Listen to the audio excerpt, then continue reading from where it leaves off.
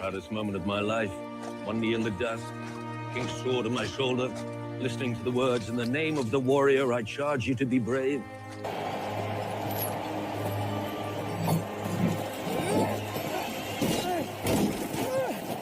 In the name of the warrior, I charge you to be brave.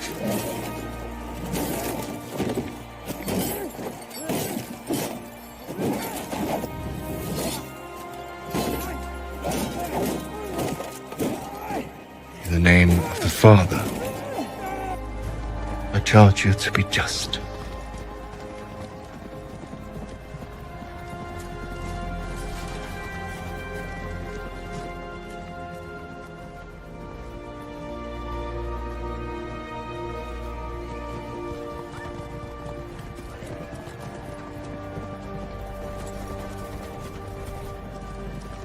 In the name of the Mother, I charge you to defend the innocent.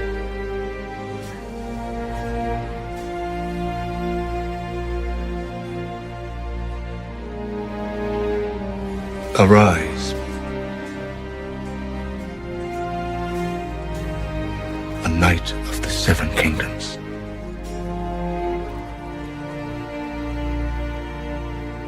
I was squire to Sir Arlen of Pennytree. He charged me to be a good knight, to defend the weak and the innocent, and I swore that I would. Yes, yes, yes. I know that everyone was sitting here waiting for an incredible opening. Something that would make everyone inspired and excited for us to sit here and talk about season 3 of House of the Dragon. I'm disappointed. I just didn't do it. I know. I'm disappointed in your opening. Look, it is a kick-ass opening for A Night of the Seven Kingdoms, but it is not for House of the Dragon. So I apologize. There will be one next week. We will have a very, very good one. I got some ideas. I got some stuff. AI's got some ideas for me. So yeah, we're hoping now. Do you have yours, Mr. Capable? Have my what? Oh, yeah. Sorry. Okay. I wasn't looking. It's right here. Yep. Good job. Now. I'm somewhat prepared. Excellent. I had to go look for mine, so you were more prepared than I was. Look at that in the chat with Schick right away. Team Nettles. Yeah, well, as most people should be. But if y'all, you know what? Let me just go ahead. First off, hello, everyone. Marianne, be quiet, little boy. Marianne, so rude. He's older than me, too. Marianne, how are you doing this fine afternoon? I have talked to you like 4 different times today. While you're ranting, James, I'm going to read. James, how you doing? West of Westeros is here. Westerosi est. Schick is here. Schick correctly saying that he and everyone else should be Team Nettles. I'm going to read. Go ahead.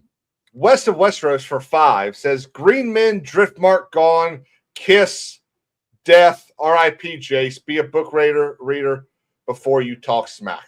100%. Are you done? West of, Matthew Wynn says hello, and then West of Westeros says, just because you bought the book, don't act like you know. What do you?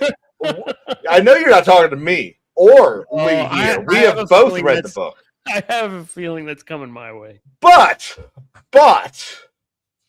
I texted, you're going to need to be quiet. Hang on 1 second.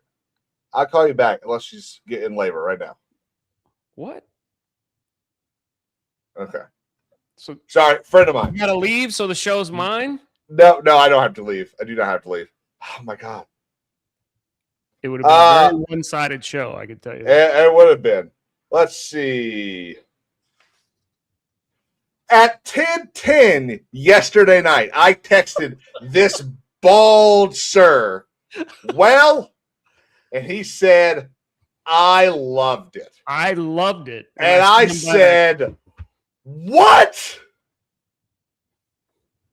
I loved it. What do you want me to say? It was awesome. No, it wasn't. Yes, it was. Absolutely was not. What was Nope. wrong with it? Okay, Dude. so what? Because it's not in line with the books? That's the Not only even, argument. not you have. even that. If Not even that. Okay, Let's- look here. The problem is for me to thoroughly explain to you what is wrong. I have to spoil everything. And that's what sucks about this. Okay, so let's start with the number one thing that Schick brought up. Okay, I don't think you have to spoil. Schick, Team Nettles.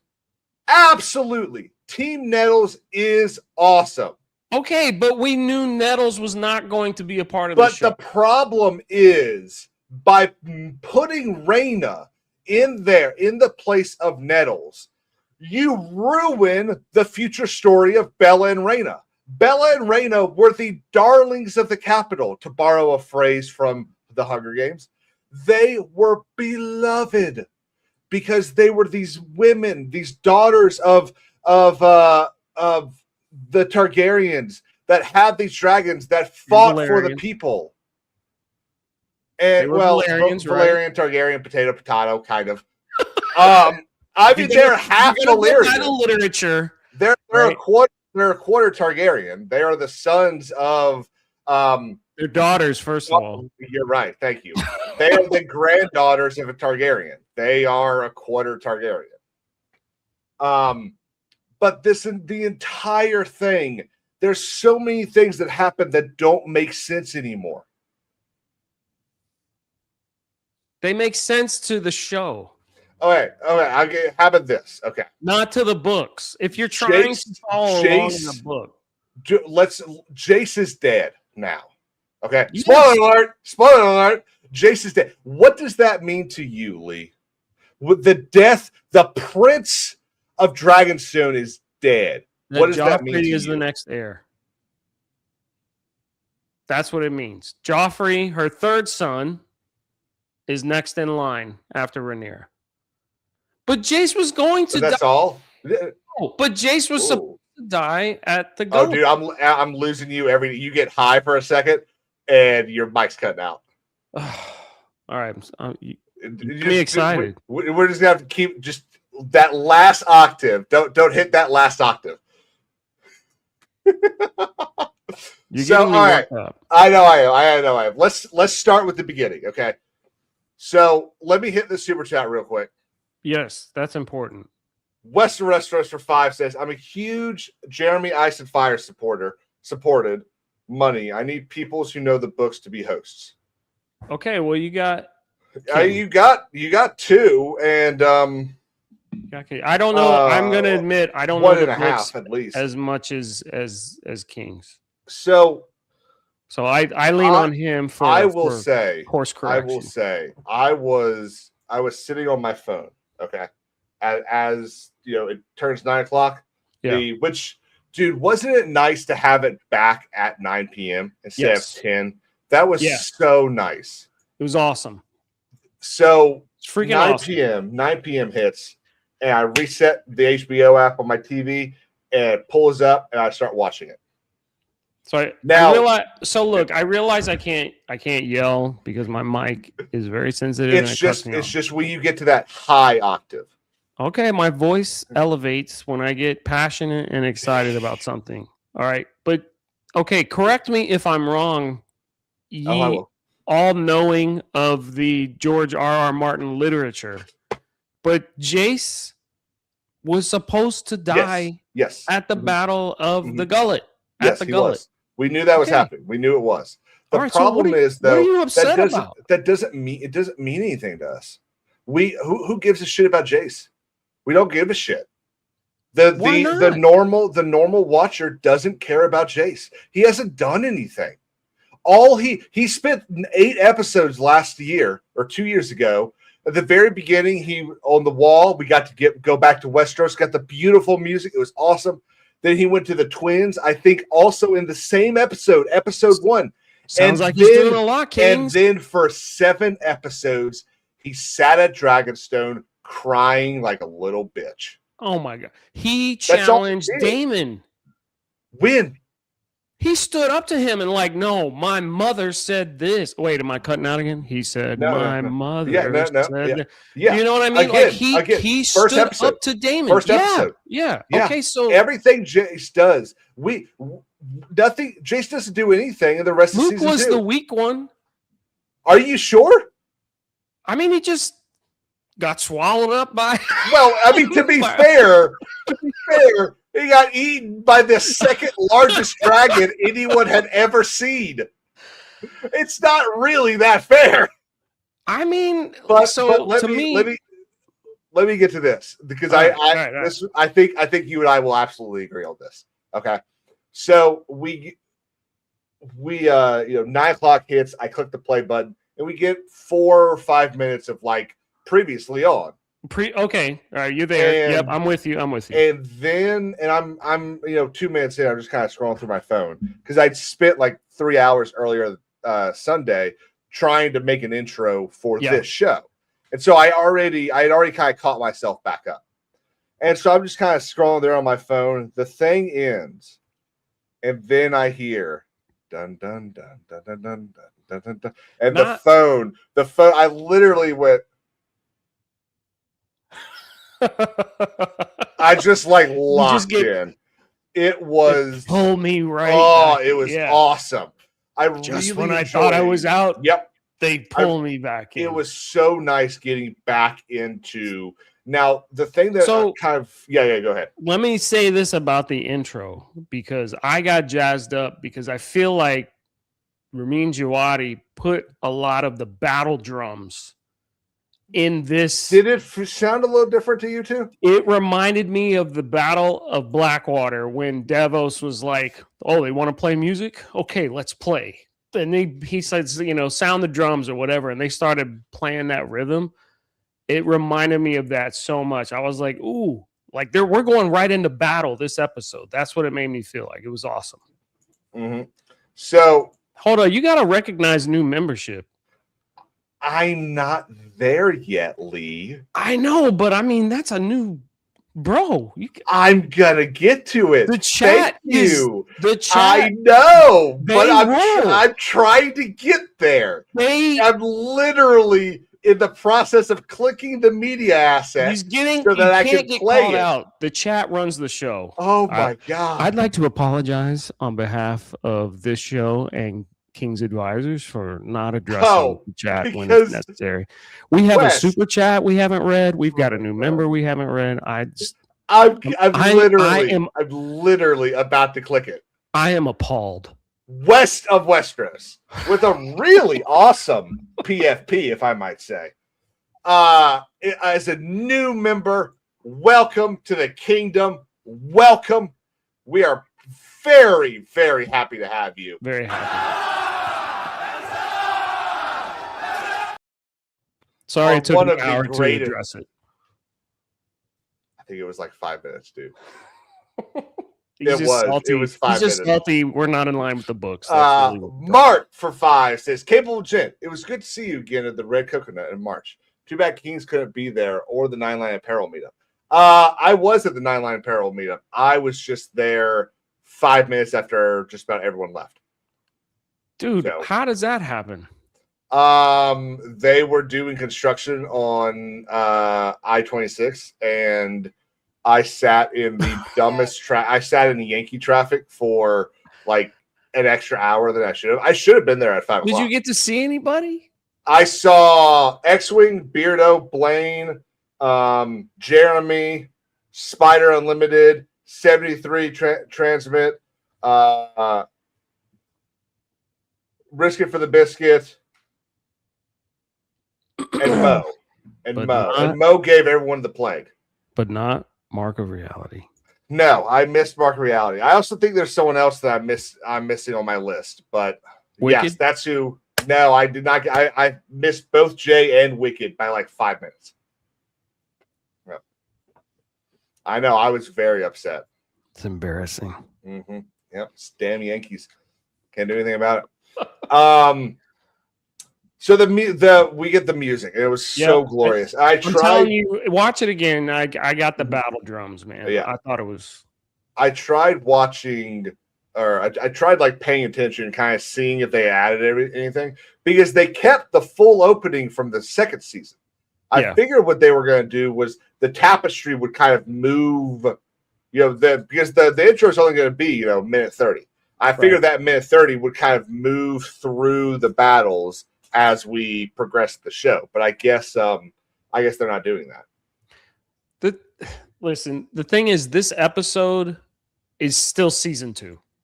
Let's just be honest. Yes, we're still season 2. This is, yes. And we get to the first rant here from King's Advisors. Here comes the first. So this is what we got.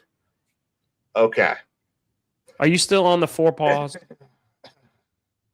That's not going to change. Ryan Condal is the biggest narcissistic, dumb bitch in all of HBO. Casey DeBlois should have fired that dumbass's ass a year ago. This guy gets up there and he says, you know what? I'm better than George. I'm going to write my story. I'm going to tell the story of the Dance of Dragons better than George, the author, could.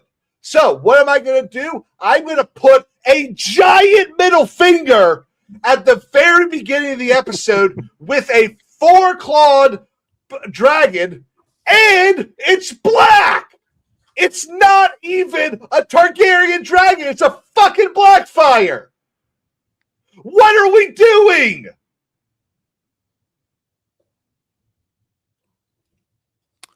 It's black versus green. It's a Blackfire. Where's the green? Where's the green if it's black versus green? In this one.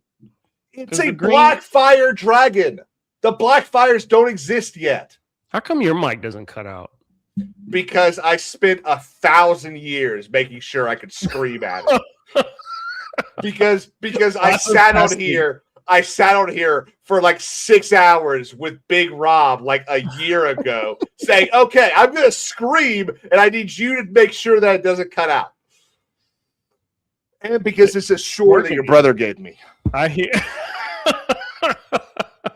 Yeah, I hear you loud and clear. Love it. Okay, Westeros for 5. God, I love the energy. Now I love it too. Now we're clicking. You're hitting super chats. Look at this. Mark Reality for 2. He's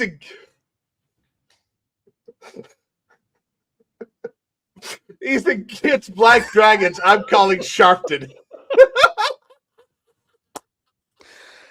Yeah. Oh my God. Racist. That's why you don't like Black Dragons. So Racist. Did you? Let's talk about the intro. I didn't pick up on the Black Dragon. I always felt they've been pushing. So it could. Season 1 black versus green. You're absolutely right. It could be blacks versus green. It really could. The problem is with doing this, we already have a sigil of a black dragon. So there's better ways of doing this because the Targaryens use a red dragon on. Oh my God, I'm going to get it wrong. Hang on. They use a red dragon on a black. I had to turn around and double check. You could have done a black field. You could have done what they did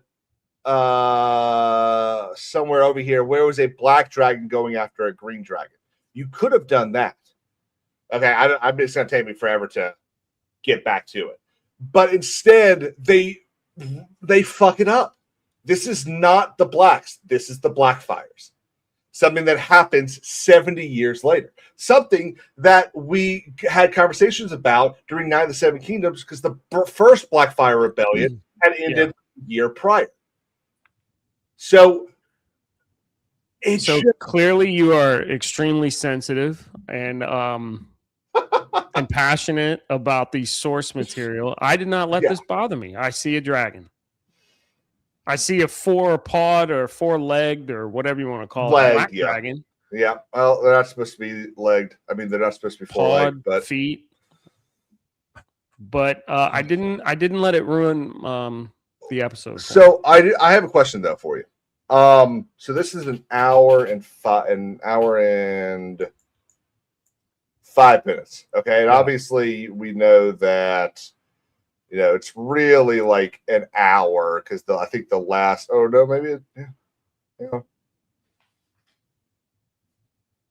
No, yeah, hour 5 minutes. Okay, I always thought the way HBO did it,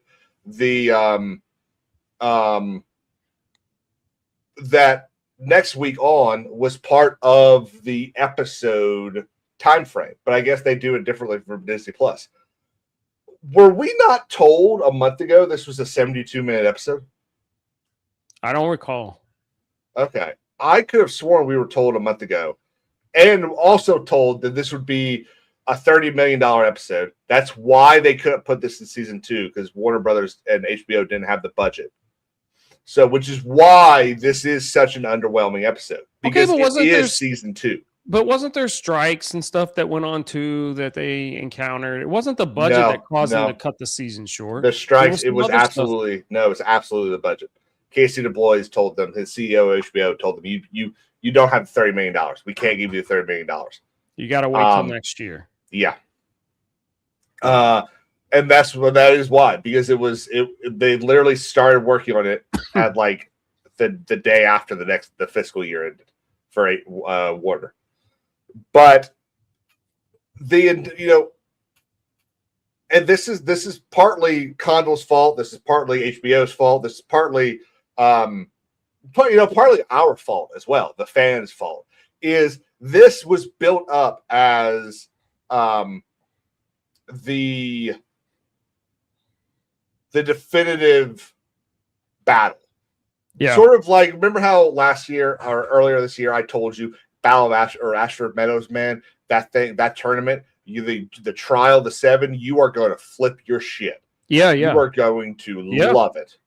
Well, it was still very good, but it wasn't to the level that I promised. I over-delivered. I overpromised. I was comparing it to Battle of Bastards. It was a little closer to like Blackwater, which is still very good. Yeah.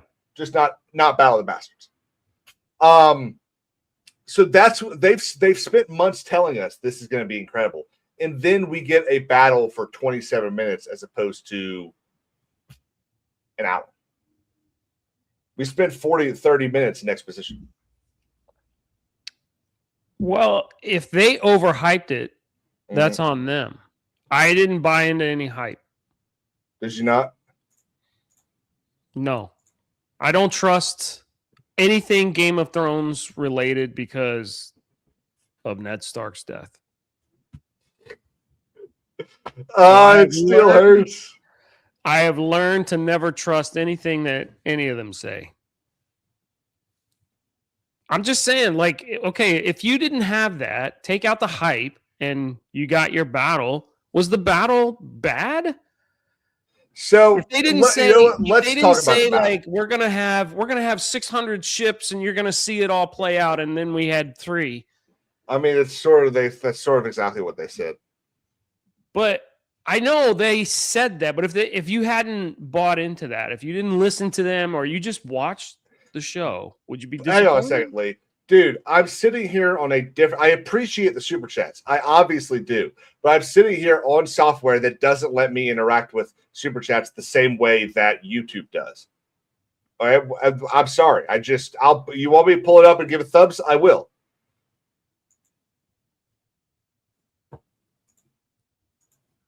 What do you have to do that on YouTube?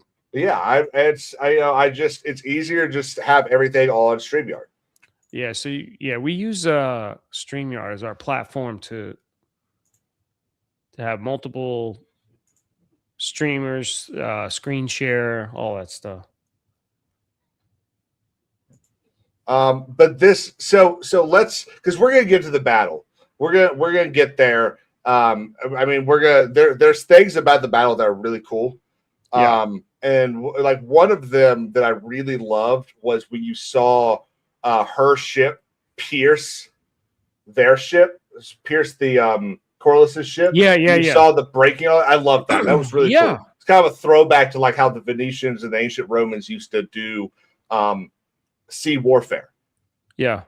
But we start with Rhaena, the more boring of the two sisters, trying to conquer Sheepstealer, who has got the most impressive underbite I've ever seen. Dude, so the dragons messed up. Okay, Yeah. first. All right, but let's kooky go as back to shit. the daughters. Let's go back to the daughters Yeah, because you Rhaena went and on Bella. a rant. I went did, on yeah. a rant saying they are like the beloved. They are Yeah. the what did you say, the kingdom's Darlings of the chosen, capital. darling or whatever. Yeah. Okay, so Rhaena and Bella. Rhaena's. Did you She's pick Rhaena. that up on the first 2 seasons from the show? Forget the books for a second. That from the show. she's Rhaena or Rhaena and Bella, that they're the darling. Oh no, because they're daughters. not yet. They're not yet. This No. is something that happens post Dance of the Dragons. Rhaena looks like she's always Yeah. come across as like a late bloomer, right? She doesn't have a dragon. She can't figure it out. Yeah. I don't know what's going on. And she doesn't. She doesn't have a dragon until after the dance. Right. She finally gets a dragon. Bela One hatches is- for her. She's a dominant Yeah. force, right? Bela Bela. rides the fastest dragon of all time. Right. And so Rhaena is like just wanting a dragon. Doesn't care. Yeah. Because she feels sort of like how, and it's kind of a mirror between how Aemon felt as a child when he didn't have a dragon. Yeah. Because remember, they used to tease him for not having a dragon. They did the whole pig and pig all that thing. stuff. Exactly. Yep. Yeah. So that it seems like they're trying to mirror Aemon's issues with a black. So she's got some on the value black issues. side, I mean. She doesn't feel valuable because she doesn't have a dragon. Yeah. So they send her to do these tasks that are just like, oh, like baby, like she's the babysitter, right? Can you just go hang out there and whatever? Yeah. She's got to go. She's got to go babysit Aegon or Damon's and Rhaenyra's actual kids. And then there's this little bit of a relation to, because she's kind of messed up. At least she feels that way. She sees this messed up dragon, and this dragon is dorked up. It's got deformities.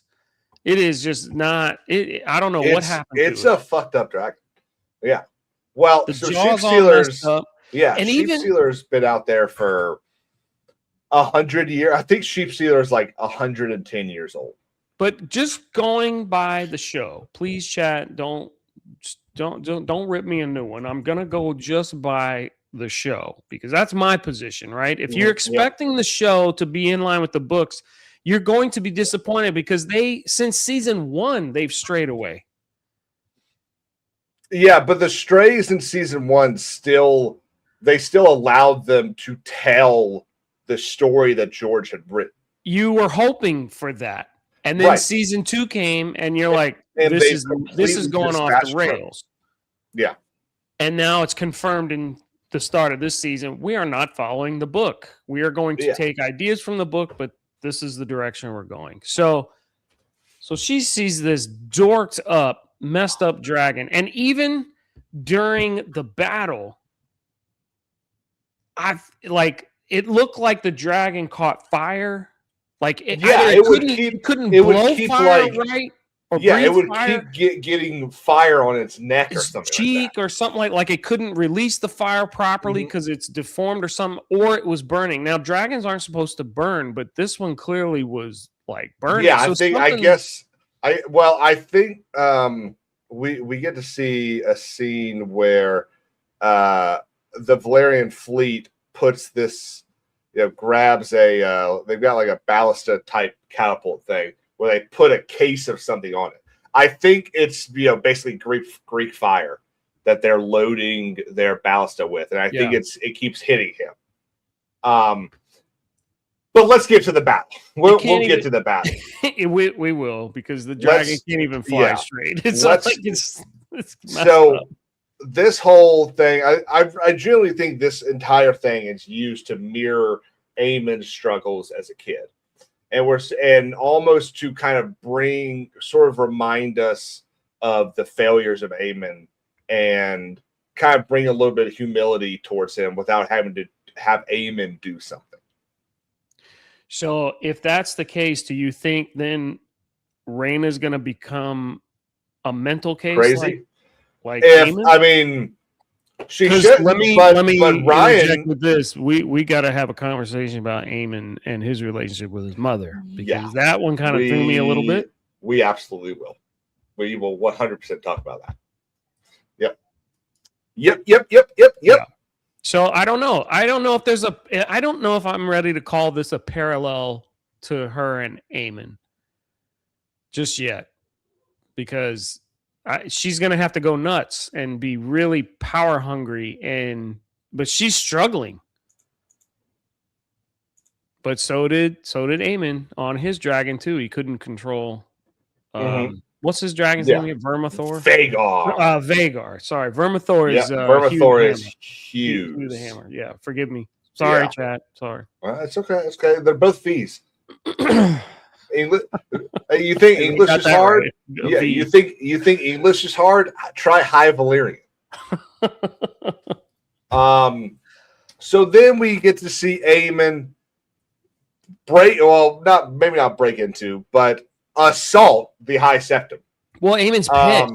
Now, that's a question I have for you. Why do you think he's so mad? Didn't he want the king gone? Because now you have the one guy that knows that you basically tried to kill him being the king, walking around where you can't kill him. That's so fair. He's got this, but I do also kind of agree with what Allison, or I don't remember if it was Allison or Helena that said it, but I think Aemon's afraid too. I think Aemon's afraid of having to be more than he currently is. Yeah. Or at least having to I think look he's talking like a big more. game right now. Yeah. Yes, absolutely. And so he feels confident talking a game because he's got Vagar. Yes, yeah, absolutely he does. Hang on one second. What's the name of the is it the Archmaester or the Archmaester sits on the council, right? Yeah.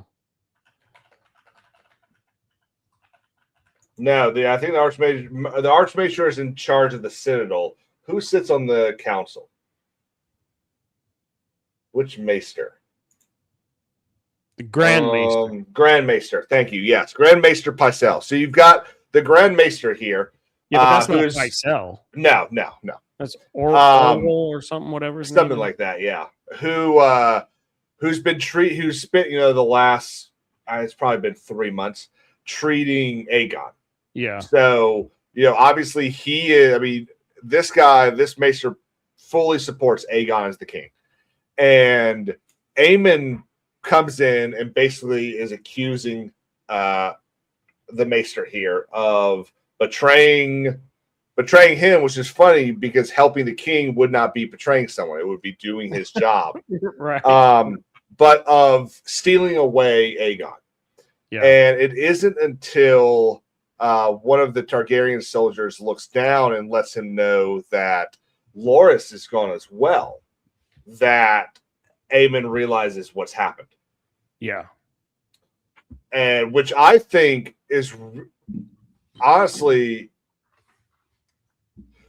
which is another thing that should have happened, because Aegon should be making his way over to Dragonstone so that he can do a bunch of stuff, yada, yada, yada. But we'll just talk about the show. We'll just talk about the show. We'll just talk about the show. So much That's stuff what you happened watched. that doesn't make any sense. We didn't read a chapter and get back together to discuss it. It's not a book club, bro. It's totally okay because the chapter is like 18 pages. It absolutely is. I've got and see. So here's the thing. I texted a bunch of people last night. I was like, "Hey, I was gonna reread the thing for our stream so I could really hammer it. But why do it? Because they're clearly not following the book anymore." Sorry, am I being mean? No. You're entitled to your opinion. That's nice. So, what do you think about this? What do you think about Aemon? We kind of talked about it just now, but he's clearly like in a panic. I didn't at first put that together. What you just explained, like he is the one that he did try to take him out. Yeah, and Aegon may remember, but I absolutely does. I recall Aemon saying, like, going to him, and I think they showed it in the what previews or whatever, the recap. They were like, "What do you remember?" And he's like, "I don't know. Yeah, I don't know." Yeah, but obviously he lied. Obviously. Yeah. Aemon's He still remembers thinking, everything. I think he does. Yeah. So I need to keep him close so I don't lose my position. Yeah, because they, as powerful and brave and intelligent and sneaky and as good a warrior as Aemon is, if the king says off with his head's going. Right. And he knows he's the king. Yeah. Yeah. And that's what scares Allison. A few minutes later, we do get this. Let's hit this real quick. So Allison I thought she was awesome in this episode. The I short will little agree. scenes. I will agree. I have a big problem with how much they have upped Allison and Rhaenyra. The Condal and probably Miguel Sapochnik early in the first season, they really messed up at the beginning of all of this because they tried to make Rhaenyra the good guy. They tried to make the Blacks the good guys, and they're not. No one's good in this, okay? Right. Remember, this is George R.R. Martin. He loves to do grays. He loves to do what's the thing that when you kind of trick the audience, what's his name in the director of Lost Jedi said that he did it. Subvert the audience's expectations. He loves to do that. Yeah. And by making Rhaenyra the good guy instead of just also an evil woman, they've kind of lost the ability to get to the finish line in the way that George wrote the book. And in order to get there now, yes, this is the TV show. It's going to be 40 now, even less because they're not doing 10 episodes every season. Right. But it's going to end up being 34 episodes, and they're not going to be able to show everything, which is fine. I get that. They didn't show everything in the first 5-6 seasons of Game of Thrones, but they were still very good. Yeah. But we had that first complaint in Blend Cheese by not having the sons there. Now the one son there. Now the thing that's supposed to happen in like 3 episodes in this season can't happen because the kid doesn't exist. There's a battle. Hold on, say that one more time. So because there's something that's supposed to happen in like 3 episodes. Okay, it cannot happen because the reason it happens is because the youngest child of Alicent has been taken away by one of the Kingsguard to keep him safe. And they end up on a bridge stopped by a bunch of Blacks.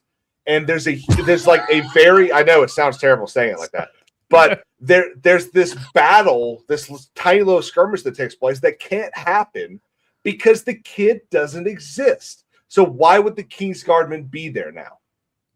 So if they want to have this little battle, now they have to invent a reason for the Kingsguard to get there. Are you talking about, you're not talking about Darren? No, different kid. A 4th kid that she never had. Mm-hmm. In the books, she had a 4th kid. Yep. She had I can't remember their name. It's the only problem with it's the only problem with Game of Thrones. The only problem, it's the main problem with Westeros is you've got. Hold on, chat says it was Aegon's youngest son they omitted, not Alicent's. That's right. Thank you, Sean. Yes, Aegon's, not Alicent's. It was Helena's. Helena and Helena had 3, but they only had 2 in the show. Yeah, they had and a daughter. Now I'm tracking because that's what I remember that from the book. I didn't remember a 4th kid from Alicent. Yeah, no, 100%. You're supposed to be a master of the books. I don't know what's going on here. Because everyone's got an A in their name, and I can't remember everyone's name. There's only so much. I can either do my job or I can remember everyone's name. And don't forget, Daemon and Rhaenyra have 2 other kids. Yep. Viserys and Aegon. Yeah. And something's supposed to happen with them that can't happen anymore because someone died in this episode. Who? Jace? No. Wicked Virtue says, didn't finish yet, so hi and bye. I heard that King's guy hated this episode. I'm very annoyed about this episode. He hates it. I loved it. I know, freaking weirdo. He's salty because it's not the books. Yeah. So far, I'm hearing it's not like the books. That's the only thing I'm hearing. I'll get there. So we get this really the same thing with Harry Potter. They didn't follow the books all the way. I'll tell you what. And they did fine. They made a theme park from Harry Potter. So pretty soon, guys, gonna make me pretty soon. Wicked, feel free. Wicked, I'll send you the link if you want to come on after it. Just let me know. So we get a nice cool scene where the I'm just gonna start calling them Rhaenyra's side instead of saying the blacks. Oh, Wicked! He is already mad. Okay. Yep. I mean, you're just turning up the temperature. Missed it. You real missed it. Yeah. Rewind. He's been mad, and I've just been sitting back looking at all his tweets or posts on X, and I haven't posted a thing. I just wanted to respond to all of them and go, I loved it. I loved it. So Rhaenyra's side here ends up capturing Lars, and she's the best season of House of the Dragon ever. And we're only one episode in. That's great. Please stop, Wicked. Don't bully King's advisors. Look, okay. See, now the chat's agreeing. Look, it was a good show. Forget about the books and just look at the show for what it was. It's good. It was good. Yes, King hates the blacks. Dude, don't say it like that. The black drag, like the blacks versus greens. He's green. He doesn't. You know what I mean? I honestly, I was on Team Black. I sided with Rhaenyra the entire time. Racist. Rhaenyra was the heir to the Iron Throne. It was hers by right. And the Greens conspired to remove her from the lineage. That's right. She is absolutely in right. She had every right to go to war. Yeah. If they had just done it like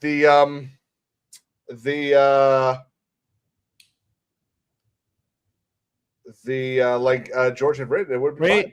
We're getting fact checked. Sean says you're incorrect on that. Incorrect on what, Sean? That came in really quickly. I don't think that was in regards to what I said. I think that was. I was wondering because it came real quick. You know how chat's delayed. I know. I was just wondering what. So I'm curious what Sean's going to say. So we get. It is. I mean, Lars is how you say his name, isn't it? Isn't that how you say Clubfoot's name? I mean, I like Clubfoot better, but isn't it Lars? Yeah. Lars. Lars, whatever. And Aegon get captured by Rhaenyra's forces. Now, is this no. So you hate it? I actually don't hate this because I think Aegon plays this incredibly. Dude, did Aegon play it? This is an awesome job by this guy. Love this scene, but Lars just like threw him right under the wagon. So he's clearly got some sort of plan. He clearly thinks he's going to be able to bribe them or get them to Dragonstone to where Aegon will be able to escape because Aegon knows the layout of Dragonstone or something like that. Aegon has to go to Dragonstone because he ends up doing something at Dragonstone. Okay, so they have to get him there. But so clearly this is how they're doing it instead of having Aegon run away when Rhaenyra sacks King's Landing. But I thought this was great. You know, what did you think? I really did actually enjoy this scene. I loved it. I mean, the guy's doing really well, like in the wagon, right? Clearly he just looks like he's in an enormous amount of pain. And they're like, I need milk of the poppy. I need something. And Loras is like, sorry, tough luck. You know. Then they get pulled out, and Loras just throws him under the wagon. Like, well, you know, this is actually the king, and you can get a lot of money if you bring him to, you know, wherever, to I guess Rhaenyra. But yeah, I thought was kind of, I thought it was great. The second he says this is Aegon Targaryen, I thought, oh, he's just trying to do a joke. He's just trying to mess with them. And then he offered up the crown. I was like, hang on, dude, what are we doing?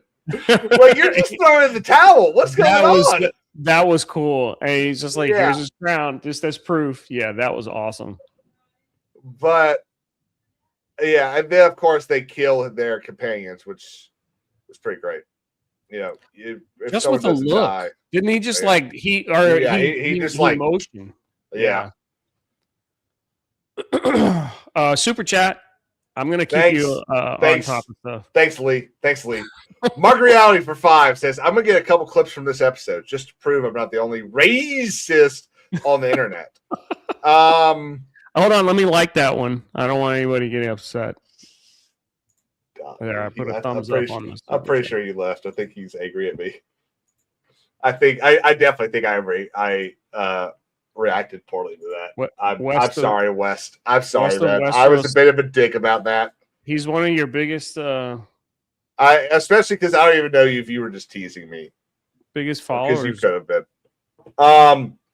So but then listen, we get if West is still here, listen, Kings he's just angry right now. You gotta take everything at face value. He's angry. He's gonna be angry in his responses. He was yelling at me before we went live.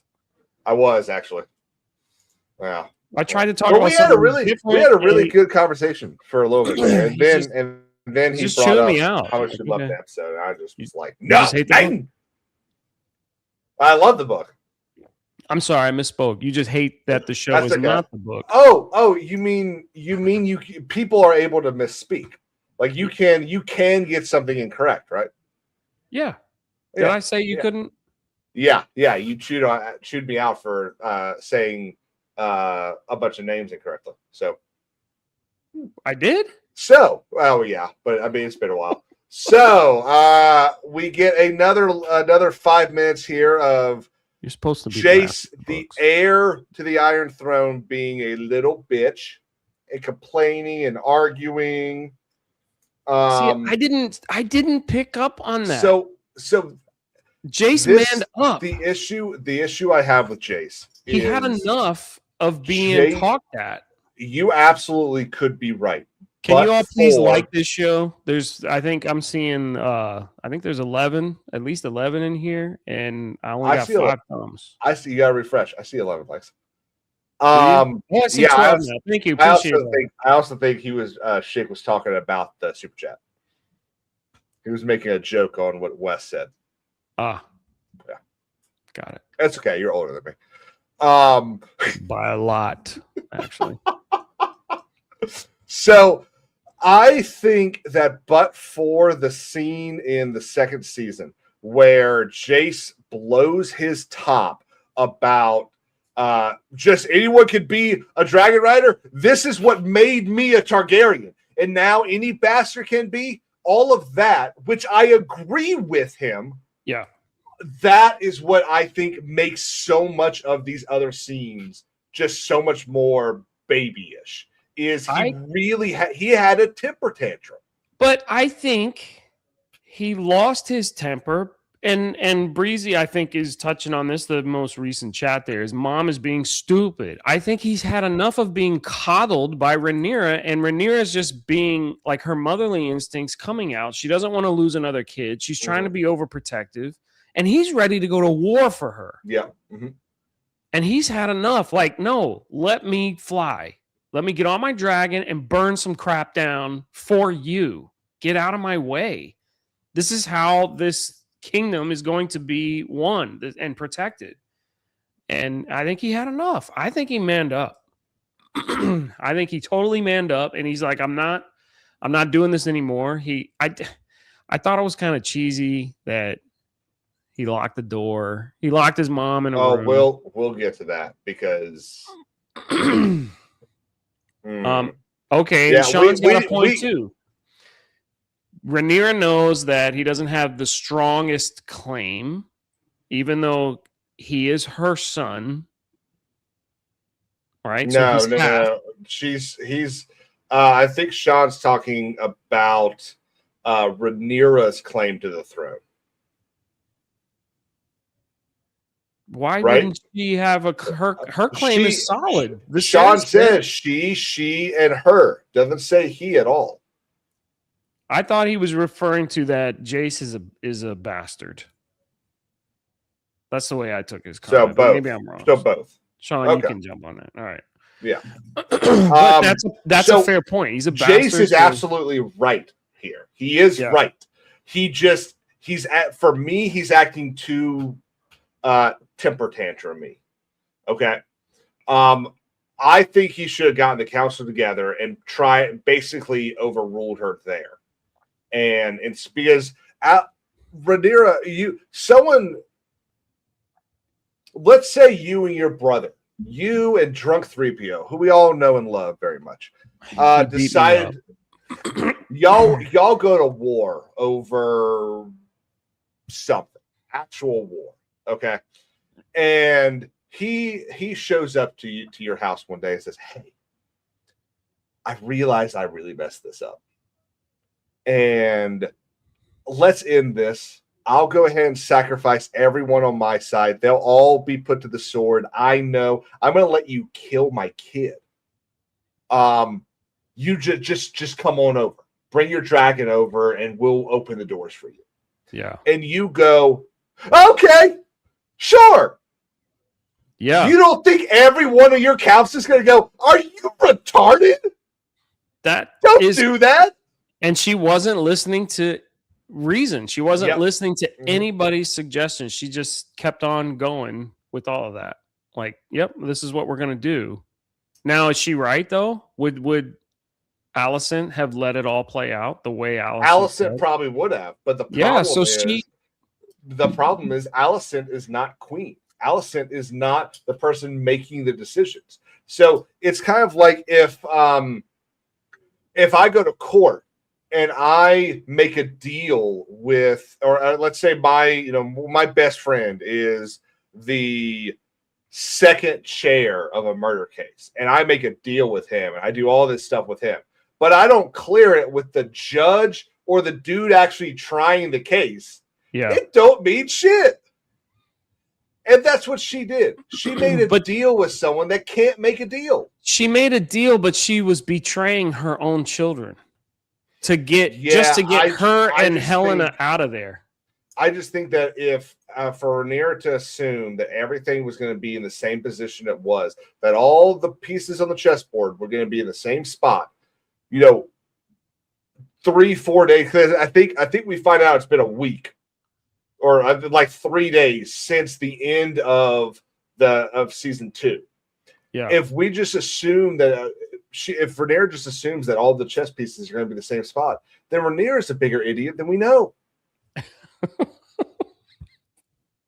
Mark Reality, a member for 11 months, says everyone knows I love Drunk 3PO. We do. It's actually something that I felt like we need to talk about, Mark. Jay called me the other day. He's a little uncomfortable. You're sending to me. The photos you started sending are a bit weird. You just need to cool it, man. You serious, King? No, you're absolutely kidding. So your thoughts on our picks. Your thoughts on our Black Council here. My thoughts? Yeah. Okay, if she came up with that idea and I wasn't privy to this discussion or this meeting that she had with Alicent, I think she's nuts. I would think it's a trap. I'd be exactly like Jace. This is a trap. You're gonna walk in there and they're gonna behead you or something, right? They're gonna burn you alive. Yeah. This is a total trap. Don't fall for it. Don't do it. Yeah. And she wouldn't listen. She wouldn't hear it. Yeah, which to their credit, her entire council does. But I'll tell you what, though, if I have to see this, hang on. If I have to see this woman one more time, I'm so dude. I was sitting there watching the previously on last season, at the beginning of it, and what made me pick up my phone and start looking at it instead was remembering that this woman was standing in a room with Rhaenyra, talking to her about how her father assaulted her, got her pregnant, cut the baby out of her, and then Rhaenyra just goes, "Oh, that's so hot," and just plants one on her. They make out. Like, and what the fuck? Also, her voice is a little off. Well, the thing that was even more effed up about it is we later find out that that was just something that she just kind of did because she thought it would work in the scene. Can you imagine this actress just sitting there thinking, okay, so Emma Darcy's about to hug me, and then suddenly Emma Darcy kisses you, and you're just like, what the fuck is this? Well, no one told me I was getting kissed. Like, especially after sharing something that dark. Right? Like, that is probably the furthest thing from my mind right now. So now we get Alicent back in King's Landing. It's been a couple of days. What I wish I could do. She was so good in this episode. Yes. And also Helena. I want more Helena. What happened?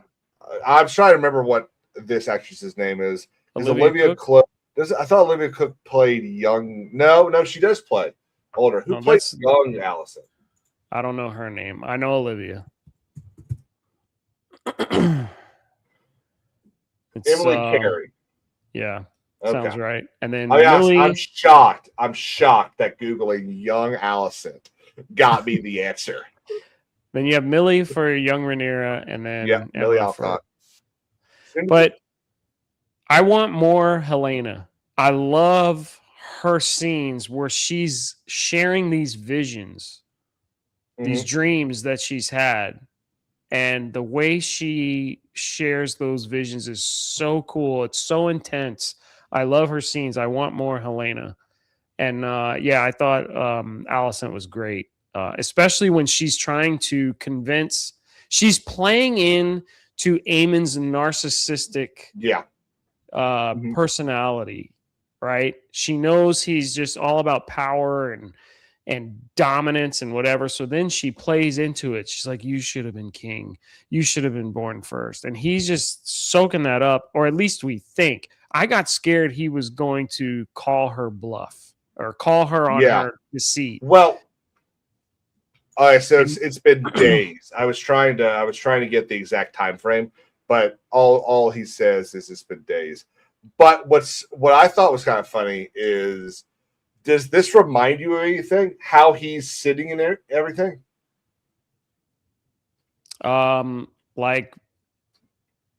It does, but I don't want to say the wrong thing. So Viserys he sat like that when he confronted Daemon. Yes, this is how the first episode of season 1 ended, with Viserys on the throne with, holy crap, I'm gonna get it wrong, so I'm gonna say it anyway, Dark Sister. Blackfire. No, Dark Sister. No, Dark Sister's Daemon's sword, with Blackfire. Just like that. Yeah. And started accusing or asking Daemon if he had said the whole heir for the day thing. So I don't know if this is on purpose, but if it is, I mean, he what did Daemon say? You paint the picture of the conqueror. And I mean, Aemon sure does right here. I tell you what, I wish Aemon would wear the eye patch less, because that blue stone is really cool. Blue sapphire. Yeah. It's probably cost effective. Oh, it's definitely cost effective, because they're going to we'll see it probably 1 or 2 more times. But then we get what is the battle, I believe. So we actually do get a battle next. Well, okay. I mean, before you jump ahead here, you got Aemon sitting on the throne, and Alicent is freaking out because her plans to turn over the throne to Rhaenyra are just absolutely gone. They just exploded. They've been bombed, and she's like, "Aegon's gone. Aegon was one of the bargaining points to get her to come." She had told her that Aemon and Vhagar will be at Harrenhal fighting Daemon and his forces. You won't have to worry about him. And so what we're seeing is, and this is sort of why again, and look, my whole entire opinion of this episode might have changed if it was the end of season 2 instead of the beginning of season 3. There's a very good chance of that. But it's been 2 years, and suddenly, I've told you several times, I've told the chat, nothing happened in season 2. Everyone, with the exception of the death of Maylis and Rhaenys, everyone start or end season 2 in the exact same position they began season 3 or season 2. And that was my first text to you. Like, this is what should have ended season 2, or at least the episode before. Yeah, it's exactly what usually episode 9 in Game of Thrones is the powerful episode. It's the big, and then wraps it up. 10, and it's kind of the politicking of the results and then what's to come. So I thought that. I mean, again, Allison, I've said it 100 times already. I don't want to keep repeating myself, but she did a great job. And then if you look at her, she legitimately looks frightened. Like, oh my gosh, I have just started this, motion to have Rhaenyra come in and take over, and everything is messed up. And everything, all my entire plan to end all of this peacefully is gone. Everything's screwed up. What the heck? So go ahead. Now we can jump forward, and then we go to the Battle of the Red Fork. That's what this is. Well, we do get a little bit of the sea snake, Corvus Valerian on. What did he say? He was calling his ship after his wife. Did he say he was calling it like Rhaenys or something like that? I may have forgotten that. I don't recall. Yeah, I don't really remember. But beautiful ship. I mean, we get a couple shots here of the supposed fleet that is pretty non-existent. We know that we are minutes away from the Battle of the Gullet, and they are. There's 20 ships out here. The Battle of the Gullet is supposed to be like 600 ships. Sean, there was a Battle of the Red Fork in Robert's Rebellion, but there was also the Red Fork in Dance of Dragons. There's 2 of them. And that's what this is. This is the Red Fork. It is a battle between the Lannisters, where Jason Lannister is killed by Lord Roderick Dustin, who we see there at the very end with the old wolf, the Grey Wolves. The Grey Wolves. Yeah. But this, you didn't really get a whole lot here. This was just the aftermath. Yeah, it very much. It's sort of like remember we got a battle at the second episode of the second season and all we really saw was literally the aftermath. Yeah. It was just dead bodies on the ground. Yep. So this is the premiere of the Grey Wolves. Sean didn't watch. We're spoiling everything. Sean, he already did. Sean probably reads the book every other week. But this was really cool. So first off, we get to see a whole bunch of different banners. We get to see the Tullys here. Yeah. We get to see the holy shit. Hang on, I'm not even gonna try to say it. I'm just gonna look it up. Well, the old what did you call them? The old Grey Wolves, the old wolves. Yeah, the Grey Wolves. I'm pretty sure I'm right about that. Those are the elderly. Yeah, those are the older. Winter Wolves is what they're called in the book. When they're at the Wall, I think he calls them the Greybeards. Just signifying they're the old soldiers. They're people that probably aren't going to make it through this winter that's coming on Westeros right now. They're probably retired, right? But they still have some fight in them. So it's like, all right, you guys can go do this stuff. It's from the Stark family, right? Yep. But yes, now, Blackwood. Okay, I was gonna say Blackwood, but I didn't want to get that wrong. Now, did we get the Stark theme? I don't remember. I thought we got like a hint of it. I don't think we did.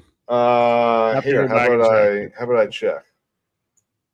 But Is that if you don't have the Stark theme and you have the Stark banner, I'm a little disappointed in that. I've had to pick at something in this amazing episode. No, we don't. But this is something that I really like, and it's What? Ryan Condal. I Did you know. hear that? Did you hear know. that? This is something he really liked. So, we get the actual Stark banner here. Okay, this I've got covered up. It's 2 over. So this gray one that's just on the left side of the skull, that's not the Stark banner. The Stark banner is not dark. It's not black. It is white with a green bottom and a gray wolf on it. And we You finally have a thing get against black, like the color black. buddy, please stop doing that. You don't like the Stark banner? It's like it's not black. No, I love it. I like that banner, but I'd really love seeing the actual banner that George designed. Okay. Okay. I won't say it. Please. I'm gonna get reported, dude. Y'all know that you got this dude on here. So we get dead Jason Lannister. We get dead Jason Lannister. He's the twin. The other guy who's on the boat with the tranny. Trans. Yep. Who dies. Okay, so Sean fact checked me. They are Stark bannermen. They are not Starks. I mean, there might be a Stark or two in there, or like a off cousin or something. It wouldn't shock me, but yeah, they're mostly bannermen. Okay, then that justifies not having the theme, I guess. Yeah.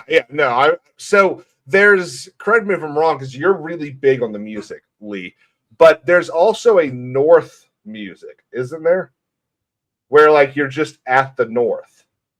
Am I wrong about that? Or is it all kind of tied to the Stark theme? It's tied to the Stark theme. Is it? So I thought. Let me do a little homework. All right, you gave me a homework assignment. Are you writing it down? I have to. I'll forget. I'm old. Music of North Westeros. Well, well, except for his sister. His sister's not in jail.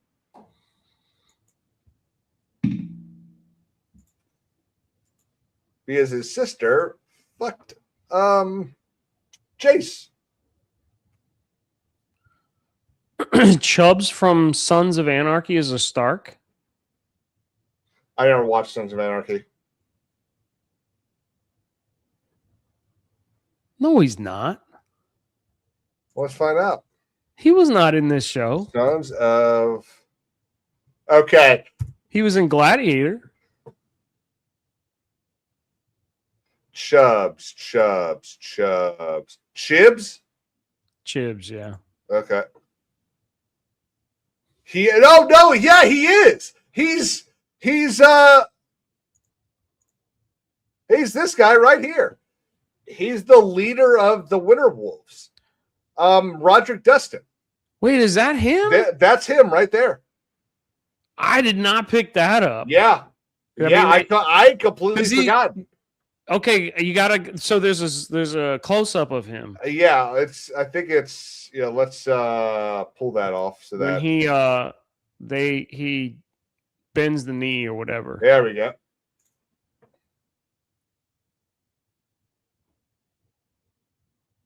Okay, I see it now. Usually, what calls him out is the scar. He's got a scar on his cheek. Okay. And now he's got full beard, and man. They aged him up. Oh yeah, you got him. Yeah, of course he is older now. I mean, Gladiator was what 26 years ago. 25. It's 01, isn't it? I don't recall. And then Sons. I'm a little old for that. Sons ended a decade ago. Yeah, he was in Braveheart too. Yeah, great. Yeah, there's a lot of people from Game of Thrones that were in Braveheart as well. Oh, it was 2000. Okay, maybe Beautiful Mind was 2001. Strength and Honor. So we go from what I kind of think are, for the most part, 3 really good scenes back to back to back. We go Aemon to Aegon, back to Aemon and Alicent to Daemon. We get to see Daemon kill some people. You know that I think after his fight in season 1, we want to see more of Matt Smith fighting. To a very calm scene in Hightower and Kristen Cole talking to each other. Yeah, this was kind of a. I mean, I know we needed to have Kristen just to make his presence, but I thought this scene was. I saw a tweet about this that said, "Why is Kristen Cole playing arts and crafts in the middle of a war?" Yeah, it was kind of weird because he's the hand. Yeah, he's the hand of the king. He's the Lord Commander of the Kingsguard. You're he's not going to be the guy in charge of the army, and he is. It's not even his fucking shield he's painting. That's Hang on, let me pull it up. Either he's just so checked out and is like, I don't want to be here. Sean's going to beat me to it. I don't want the responsibility. I don't want any of it. So I'm just going to. Oh, it is his shield. I'm going to. That is House Cole. Do some watercolors and paint by number and all this stuff. Instead of doing your job. Well, and also he would have had a squire. Where's his squire? And then who's the kid? Like that's the squire's job to fix your shield. Who's the kid that's talking to him about the behavior? He's this guy right here. Yeah, he's from. Yeah, House,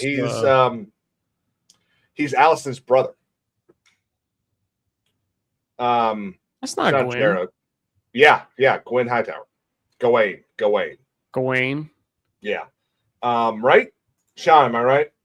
I love how I just keep going back to Sean. Sean's the fact checker. Yeah, Sir Gawain Hightower. And he just kind of blows off the fact that Cole's not gonna inappropriate. Yeah. They're all just like, oh, well, that's just kind of what happens. I guess we'll hang him. I don't know. The Greens really seem just incomplete, and I totally get why they would be in despair at King's Landing. Yeah, until I think that feel should happen over there, but here, I mean, they're sitting here getting ready to go to war, and now we know they're just sitting here waiting because I believe they're supposed to be. According to the show, because we're just talking about the show. The show, yeah. In fact, you know what I haven't done yet today? Do you? What? I haven't put up that. Oh. Yeah. So if I recall correctly, I think they're at these woods right here. They're sitting outside Harrenhal, waiting for Aemon to come so they can attack Harrenhal. Okay. Yeah. And of course, in fact, that might be the very next scene. It is. The very next scene is the dragon seeds, Hugh, Ulf, and Adam of Hull, sitting on the Isle of Faces. This is where they are. So you got the army sitting here, and you got 3 dragons sitting here. And they're waiting for Aemon. Vagar. Aemon and Vagar. Because their job is to kill Vagar when he goes to Harrenhal. The problem is, can I do spoilers? I mean, this is one of my big issues with this, okay? So there's something that's supposed to happen that Hugh and Ulf do. Sean, we're going to be very generic here, okay? Hugh and Ulf do something. Okay, and in this show, it should probably happen in about 5 episodes. Okay, somewhere around episodes, Hugh and Ulf are going to do something. The only reason it is a big deal is because they are heroes of the Battle of the Gullet. They are the heroes. You got Adam, Sean, let me know if I'm right. Adam, Ulf, Hugh, and I believe Nettles. All no, not Nettles. I think Nettles is in Harrenhal with Daemon. And Jace all attack the Triarchy fleet at the Gullet and decimate it. Mm-hmm. Obviously ending with Jace dying. And they did that. I think they did that fairly well. But they become heroes of this war. And Ulf and Hugh do something that kind of destroys the Blacks because of their legitimacy. And by them not being at the Battle of the Gullet, how do they get this aura about them now? How do they get this praise? How does it happen? That you've got to put them somewhere else now. Well, we know you cannot put them in the battle with Vagar and Daemon because we know that's coming. Right. Because that 4 against 1, even those odds, you're not going to put, even if you are Ryan Condal. So now you got to put them somewhere else. Well, there's a whole bunch of battles that take place around here. So you can put them over there. But then you remove things that Daemon does, or things that the Grey Wolves or the Wolves do.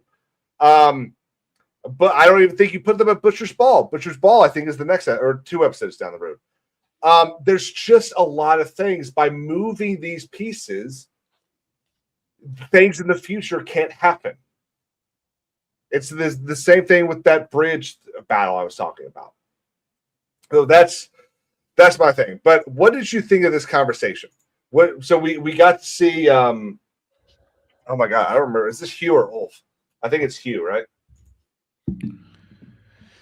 Who am I looking at right now? Yeah. It's not Hugh. Is it Ulf? That's Ulf. Okay. He's the drunken Targaryen. Ulf the White, yeah. What did you think of this kind of? I didn't get it. So I'm sitting there watching this. He's doing this super depressing story, and then he looks to, I think, Ulf, and I'm sorry, I think Hugh, and basically said something like, "What? Where's your dragon blood come from?" And I'm just sitting here thinking, man, this is kind of like that first day of school where the teacher's like, "Everyone stand up. You're gonna tell us where you went to high school, where you went to, what your favorite class was, and tell us one interesting thing you did this summer." That's what this read to me. And I was just like, this just feels weird, guys. I didn't I didn't get it.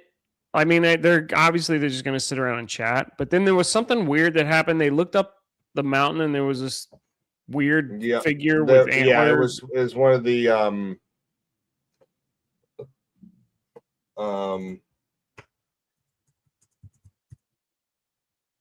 nope. Yeah, I don't know. Yeah, Green Man. I was trying to make sure that's what they were called. Yeah, it was a Green Man. But it was for a hot second, and then they disappeared. No explanation. Just like, what's that? So, if I remember, this is one of the things I don't really remember, but they're related to the Children of the Forest that we saw up in Beyond the North. Yeah. I don't remember if they're like the soldiers or if they're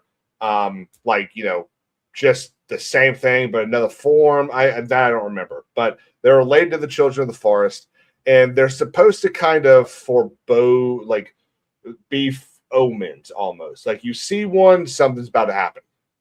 So because they're watchers, basically, they watch history happen, and so if you see one, history's about to happen. And it was cool. Like, it was a nice little Easter egg, but it was a member berry. Yeah. Now there may be a payoff for it later, but again, this is just another example of why this should have been season 2, because it would have mirrored Daemon seeing the Green Man just before his vision, it would have been like, whoa, guys, what are we doing here? Yeah. It would have actually, it would have been that water cooler conversation, as opposed to us sitting here going, huh, okay. But I give you that. It's like they added the scene, they showed these three, and then they did nothing. Hugh is just not about Ulf at all. Yeah. Not a fan, does not like the guy. Alice, I mean, I don't get any sort of friendship forming here. But Alice shows up. Yes, in the second time, though. But I mean, right? They're not doing anything. They're just sitting there. They're waiting. And we get the very next thing, we get Rhaenyra again. Yeah. She has crash landed on top of this mountain. And basically needs Sheep Stealer to bring her food. And that's all. That's 3 minutes here is just her crash landing on the thing and realizing, oh, I can't get down. Anyway, then we get Alicent playing Spy Master. Yeah. Which again, I was pretty good with. Look, Alicent is the best role in this episode. Yeah. I think she does and with like 4 minutes of screen time, she does the best job. I saw some people react to this like, oh, she sends a letter and okay, so then the army just doesn't do anything. I'm like, really? You're picking at that? No. How about the fact that the guy delivering the letter, one of your soldiers, he delivers it to Gerald Hightower. Yeah. The heir to the high tech. I think Gerald is because who does Fiennes play? Otto. Otto is the second son. He's not the heir to the Hightowers. He's the second son. Gerald is the heir to the Hightowers. And so you've got one of the largest armies there being told, the king says, and they go, oh, okay, sure. Of course they do. You think he says, well, that sounds weird. But so does the fact that it's King Aemon now, not Aegon. So we're going to march anyway. Can you imagine? You've heard stories of what Aemon acts like. You're going to disobey him? Right. So anyone saying that's a dumb complaint, okay? Even I'm saying that's a dumb complaint. But this is what you were talking about, Helena, and wanting to see more of her and her acting. What'd you think of Helena in this? I think she's fantastic. I have really liked every scene that she's in. Even in season 2 when she confronted Aemon on the balcony, or he came to her and she turned around and I'm pretty sure he wanted to her. She's so good, and the way she expresses these visions or dreams or whatever that she's having, and she's like, he's scared because he knows that she told him he was going to die, right? At the God's Eye or whatever it was. So she's been right about everything that she has. You've grown up knowing that she's a seer. Yeah, and you're just gonna ignore her, right? I mean, that's just dumb. Yeah. So I think that's one of the reasons that she's oh, beautiful. Hey, you want to know what I did not see until just now? Your message. I dropped it in the private chat for a reason. Oh yeah. Well, so let's just talk about the battle. So we've got, let's see.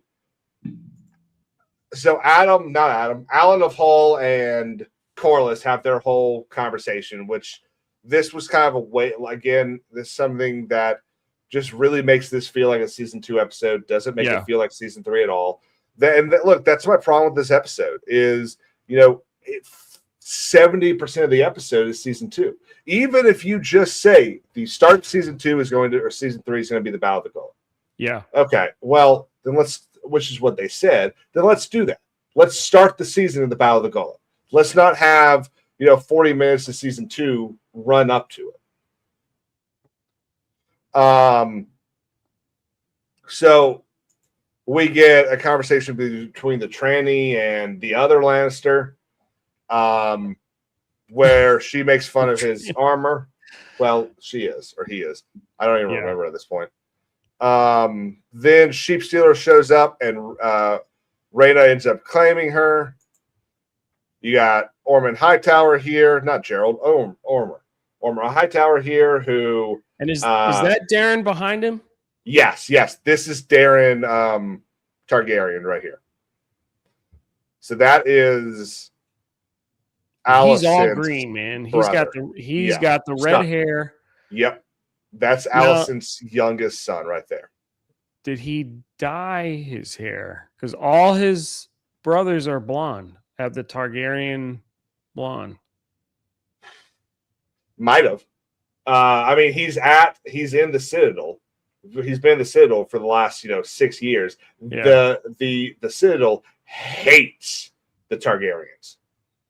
Old Town hates the Targaryens because they are the seat of both the Septum and the Citadel. So we get this. I really enjoyed the use of the salts thing of the perfume. Yeah. I thought that was a nice little hey, this is what they would have done. I was like, oh, cool. Yeah. And then we get this. Let's talk about this, okay? And then if you need to go, just go ahead and go. I definitely prolonged the beginning of this more than I needed to. It's all good. But Alicent definitely plays into his narcissism here. And I genuinely think we know he's got mommy issues, okay, but we don't really know what those issues are. We don't know if they're like a Oedipus complex. We don't know if they're just an anger. And I also think that he's got a bit of a hey, I'm a Targaryen. I should be sleeping with my sisters and moms and all that kind of stuff. And he isn't, because his sister is wed to his brother, and his mom is not touching him. And I think he's hard up and doesn't know how to get rid of it. Well, his relationships have only been with the at the brothel. Yeah. But it was only for like a mothering type. Yeah. Remember, because he like gets naked and sits there and has someone hold me as you would a baby, like stuff. Yeah, it's really definitely has some mommy issues. You know what? Yeah, it's probably an edible complex then. But Alicent knows this. Yeah, which is why here she takes that extra step towards him, and she kind of I don't know if tease is the right word, but she kind of invites him. She plays into it. Yeah. Now, I will tell you but she's got an agenda. She's doing it for a purpose. Absolutely. She wants him to go to Harrenhal. I thought this was going to be a lot worse because I knew this was coming. I thought it was going to be a lot worse. But you mean you thought they were going to really start getting? I thought he was not freaky, but I thought you'd see a bit of a tongue, and he'd kind of be a little more angry about it. I thought it was going to look more like assault than it did. Yeah. But so he makes the move. Oh, 100%. He's feeling it. Yeah. Alicent is like, I have to play this out. She's got to let it happen. And so she goes with the kiss, but then he makes a comment and walks away. This is where I think Olivia did such an incredible job, because she's trying to send him to Harrenhal to get ambushed. She's sending her second-born to die. Mm-hmm. And so after that kiss, and he says, I'm going to go to Harrenhal and destroy them, or whatever he says, she's looking at him like, I'm a proud mom. That's my son. And then he walks away, and then immediately a tear falls. Yeah. So she's she's fixing her plan to get him to Harrenhal, but she also, in the same breath, realizes I'm sending my son to die, and that tear falls. I was like, wow, that was awesome. Look, Olivia was the best part of this episode. Yeah. In a battle that, or in an episode that included the Battle of the Gullet, the character that at this point should be in like one scene every other episode was the best part of this episode. Okay. Now you gotta go play some video games, don't you? Yeah, I scheduled a stream for 9:30. Yeah. Well, we just kept going and going and going. Yeah. I dragged out that first 20 minutes. Still got a little bit to cover, but maybe we need to tighten up our.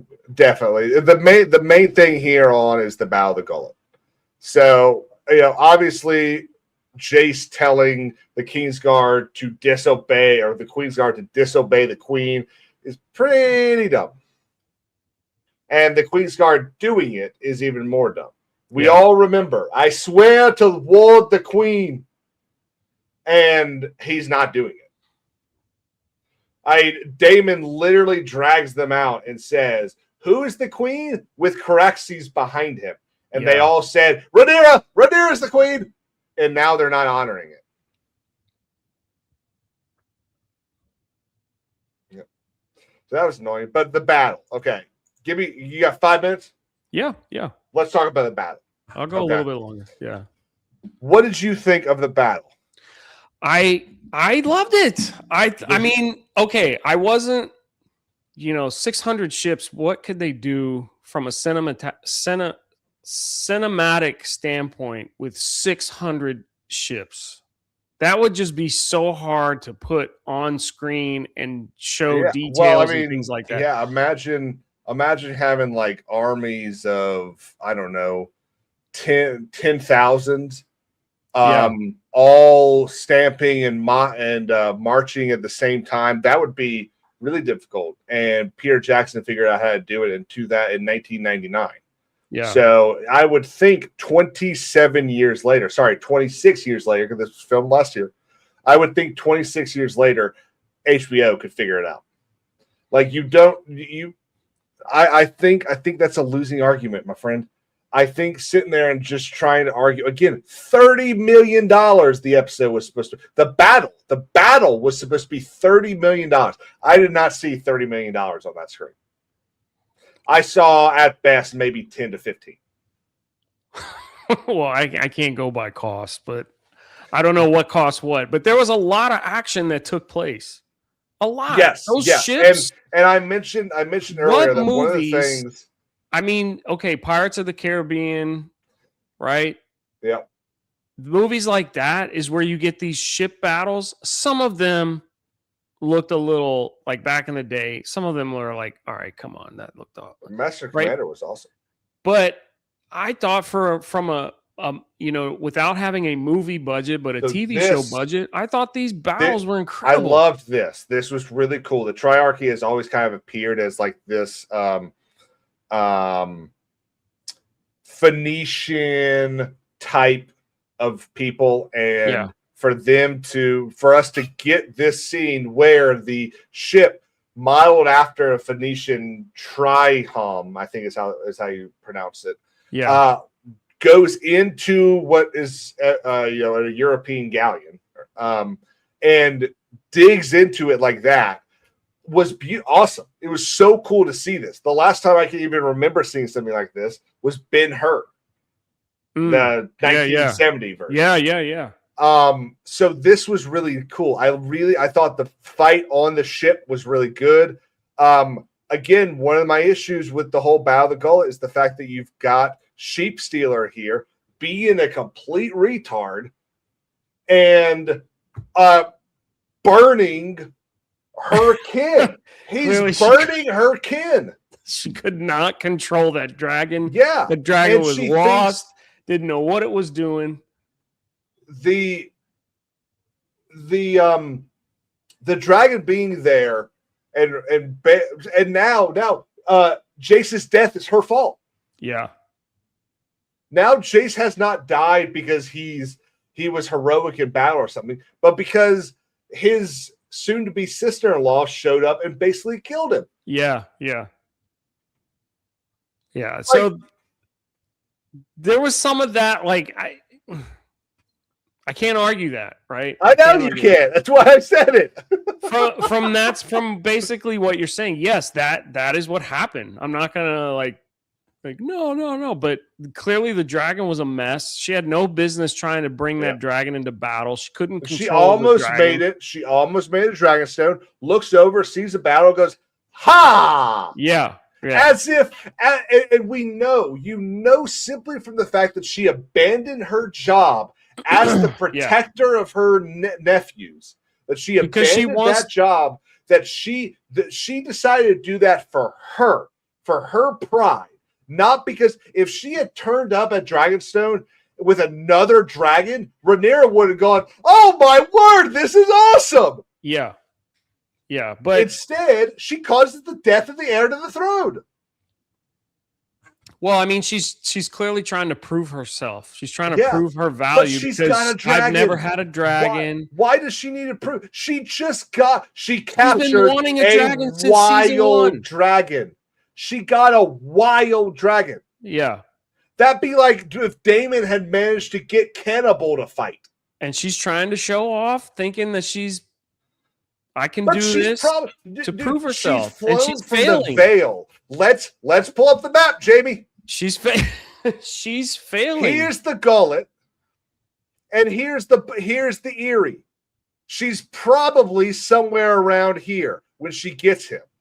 She's flown all this way. She knows she can't control that dragon. There's no way in my mind no doubt in my mind that she did not have a terrible flight to the gullet. Oh, she had a terrible flight. Why are you stopping? Just go to Driftmark. Pride. Well, or Dragonstone. Well, her grandfather's there, right? Pride cometh before the fall. Isn't Corlys her granddad? Yes. Yeah. My granddad's there. I gotta go. I gotta help the family. And there's already 2 dragons there. She already sees 2 dragons. She doesn't see a third. She doesn't see another one. But Jace is supposed. But does she know that those are? She doesn't know that they are her on her. Oh side. Yeah, she does. Everyone knows what every dragon. They know. They know exactly what Vhagar looks like. They know exactly what Sunfire looks like. Remember, Sunfire is bright gold, the most beautiful dragon in the world. They know exactly what everyone's dragons look like. So you're saying that from Dragonstone, the battle, she could say, "Oh, look, there's my 100% brother-in-law and sister." Yep, it'd be kind of. They like didn't know who she was. Right, which is why they freaked out when they saw a third dragon showing up, because they'd never seen that dragon before, because that's a wild dragon. Which is why Bella goes, "Rhaena?" Yeah. Until you saw the rider. Mm-hmm. And then she screws up because she can't control the thing. It starts burning everybody. April? Nah. No, April. No. I'm sorry. No, absolutely not. Because Nettles survives the battle. Nettles goes to Harrenhal with Daemon the whole time that Rhaena and Bella are off doing their thing. April. They are not the same person. HBO can totally do that. It's just not in the books.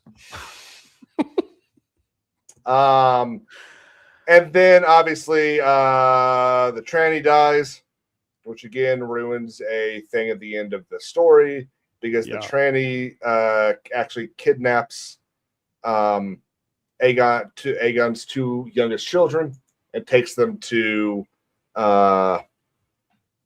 Essos, and Alan goes and rescues them. And then we get the death of Jace. Are you putting in your chat? Sorry, Kings keeps talking. Yes. Yeah, no, I 100%. I'll even tell them it's my fault, guys. Did you hear my keyboard or something? I did. Yep. I thought I had the noise cancellation on to quiet that thing. The down. crisp. Yeah. Sorry about that. I thought this was very good. I thought have the sound on? That scene was fantastic. Yeah.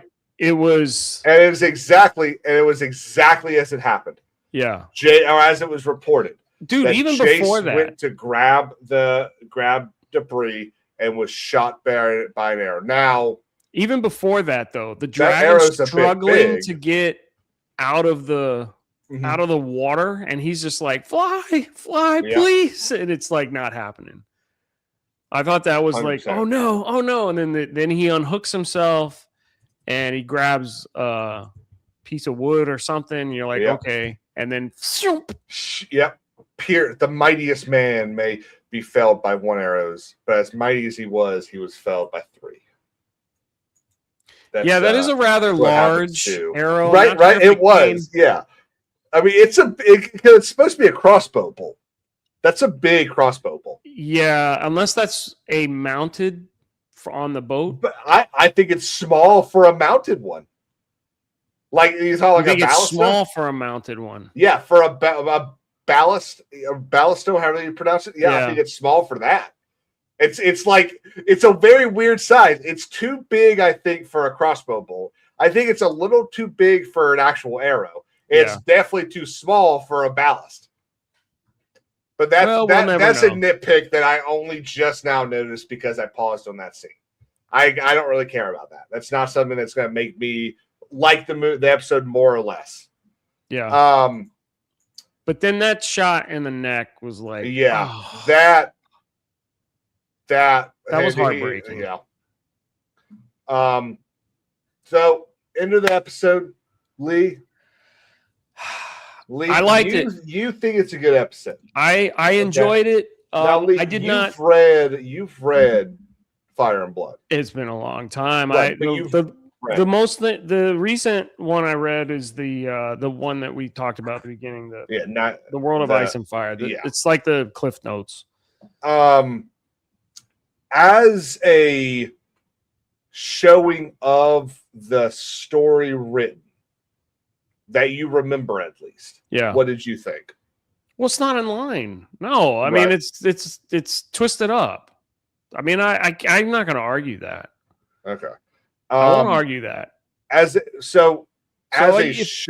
Listen, these books are challenging in itself. George R. R. Martin, these books are not written like traditional books, right? Yeah, you don't have chapter 1, chapter 2. Like if you go Song and Ice and Fire, it's not chapter 1, chapter 2. Yeah. Its characters are the chapters. It's POVs, yeah.